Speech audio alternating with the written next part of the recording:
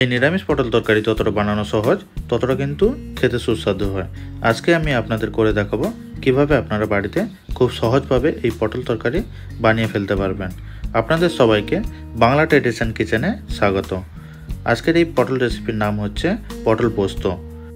এই পটল পোস্ত বানানোর জন্য আমি 500 গ্রাম পটল নিয়েছি। এটাকে ভালো করে আপনারা ধুয়ে নেবেন। এবার পটলগুলো দু সাইড কেটে পটলের খোসাগুলো ছাড়িয়ে নেব। এক এক করে সব পটলের খোসাগুলো আপনারা ভালোভাবে ছাড়িয়ে নেবেন। এবার পটলগুলোর মাঝখান থেকে একটা কাট লাগিয়ে দেবেন। যেমন আমি মাঝখান থেকে কেটে দিয়েছি, পুরোটা কাটবেন না, কিছুটা থেকে যাবে। পটলের গ্রেভি তৈরি করার জন্য আমি নিয়ে নিয়েছি 1.5 চা চামচ কালো সর্ষে, 1.5 চা চামচ হলুদ সর্ষে এবং 1.5 চা চামচ পোস্ত। পোস্ত যদি একটু কম থাকে তাহলে ওর মধ্যে 5 গ্রাম কাজু দিয়ে দেবেন, দিলে আরও টেস্ট ভালো হবে। এটা 1 ঘন্টা জলে ভিজিয়ে রেখে দেবেন। পটলগুলো ম্যারিনেশন করার জন্য 1 চা চামচ লবণ দিয়ে দেবেন, 1 চা চামচ হলুদ দিয়ে দেবেন এবং 1 চা চামচ তেল দিয়ে দেবেন। দিয়ে এটা ভালো করে ম্যারিনেশন করে নেবেন।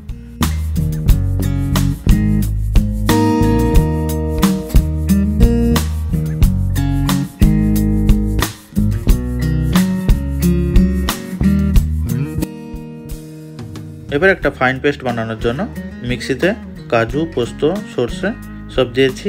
এবার 1 টুকরো আদা দিয়ে দেবো এবং 5টা কাঁচা লঙ্কা দিয়ে দেবো। দিয়ে একটা ভালোভাবে ফাইন পেস্ট বানিয়ে নেব।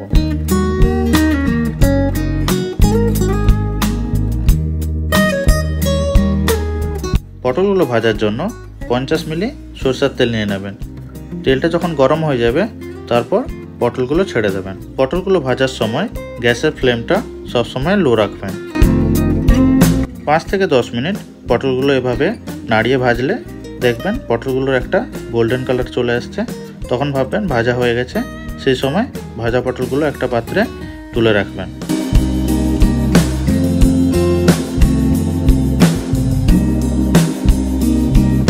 এবার ওই বেঁচে যাওয়া তেলের মধ্যে 1/2 চা চামচ কালো জিরে দিয়ে দেবো এবং 3টে শুকনো লঙ্কা দিয়ে দেবো।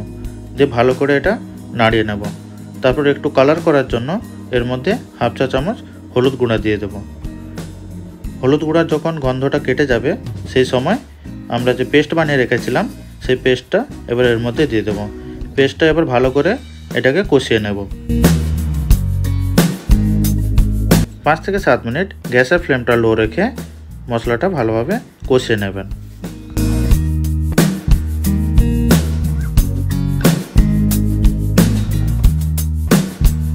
এবার মশলাটার মধ্যে স্বাদ মতন লবণ এবং স্বাদ মতন চিনি দিয়ে দেবেন।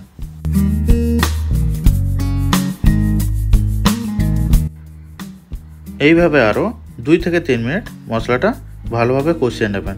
যখন দেখবেন মশলাটা তেল ছেড়ে দিয়েছে সেই সময় ভেজে রাখা পটলগুলো এর মধ্যে দিয়ে দেবেন। যে পটল আর মশলাটা ভালোভাবে 2 থেকে 3 মিনিট কষিয়ে নেবেন।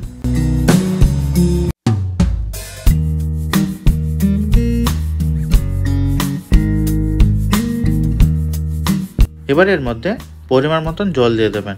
আর জল দেওয়ার সময় সবসময় উষ্ণ গরম জল দেবেন, যাতে তরকারির কালারটা না চেঞ্জ হয়।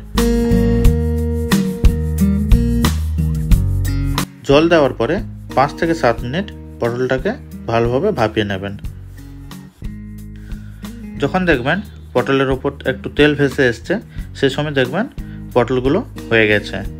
এইরকম রেসিপি পেতে আমাকে অবশ্যই কমেন্ট করে জানাবেন এবং অবশ্যই একটা লাইক করে দেবেন।